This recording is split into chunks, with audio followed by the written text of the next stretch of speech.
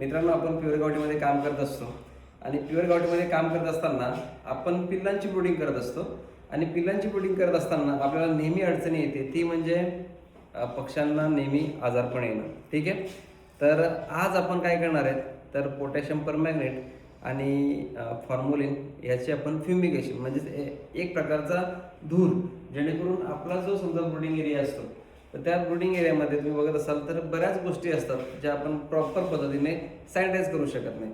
आणि आपला गावठी पक्षी असतो तर एक बॅच इकडे 1 महिन्याची, तर दुसरी 15 दिवसाची, तर तिकडे 5 दिवसाची, अशा बॅचेस आपल्या असतात. आणि अशाने काय होतं की आपल्या इथे नेहमी रोग येण्याचे चान्सेस जास्त असतात. तर ते येऊ नये, प्रत्येक भाग आपला जो ब्रूडिंगचा असतो तो प्रत्येक फार्म हा डिसइन्फेक्ट झाला पाहिजे, यासाठी आज आपण धूर देणार आहेत. तर ह्याचं ॲक्च्युली गोष्टी कशा करायला लागतात, तर आपल्याला टेम्परेचर जे आहे ते 21 ते 24 असेल तर त्या टेम्परेचरमध्ये तुम्ही फ्युमिगेशन करू शकता.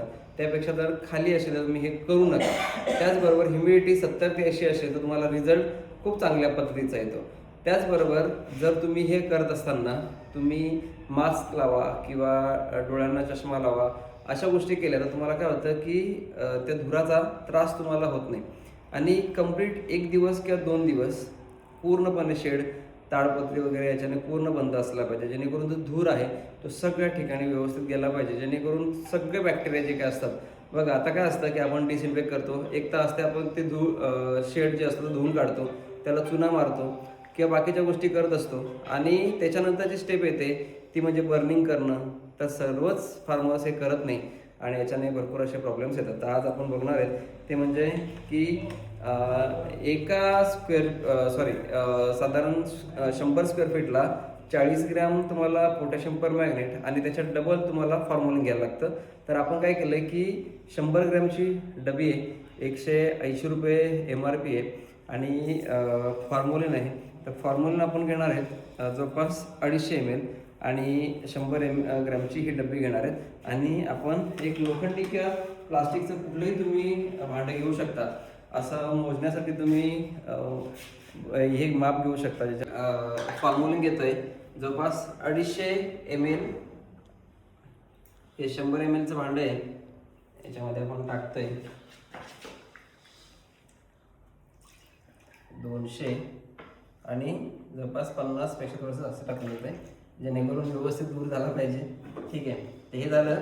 आता याच्यामध्ये आपल्याला काय करायचं आहे की लगेच पळायला सावध राहायचं आहे, नाही तर तुम्ही काय खूप या धुराचा त्रास होऊ शकतो. आपण काय करायचं आहे की लगेच हे केलं की लगेच शटर किंवा आपला जो शेड वगैरे असेल हे बंद करू शकता.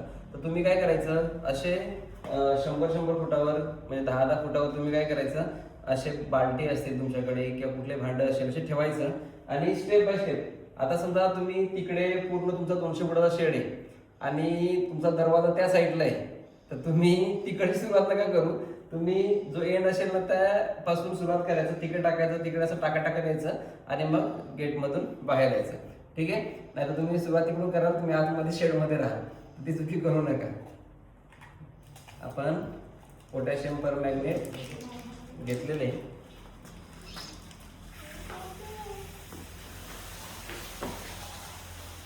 तुम्ही बघू शकताय.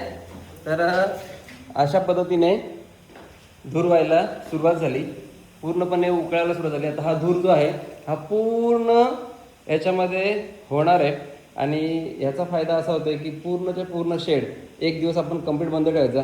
जोपर्यंत याच्यामध्ये पॉवर असेल तोपर्यंत ते पूर्णच्या पूर्ण धूर होत राहणार आहे. ठीक आहे, अशा पद्धतीने तुम्ही नक्कीच काळजी घ्या, तुम्हाला खूप असा फायदा होऊ शकतो. तर मित्रांनो, शटर पूर्ण बंद केलं आहे. आता हे आपलं 1 दिवस कंप्लीट बंद राहणार आहे. बंद राहिलं की जे जे आतमध्ये सगळ्या गोष्टी असणार आहेत तर त्या पूर्णच्या पूर्ण काय होणार आहेत, तर त्या मरणार आहेत. आणि असं आपण जेव्हा आपल्याकडं एखादा सेपरेट असे शेड असतात, यासाठी मी सांगत असतो मित्रांनो. म्हणून मित्रांनो, मी नवीन जे फार्मर आहेत त्यांना मी सांगू इच्छितो की फार्म हे आपले वेगवेगळे असले पाहिजेत, जेणेकरून आपल्याला फ्युमिगेशन, बर्निंग किंवा मग डिसइन्फेक्ट हे सगळं आपण प्रॉपर करू शकतो.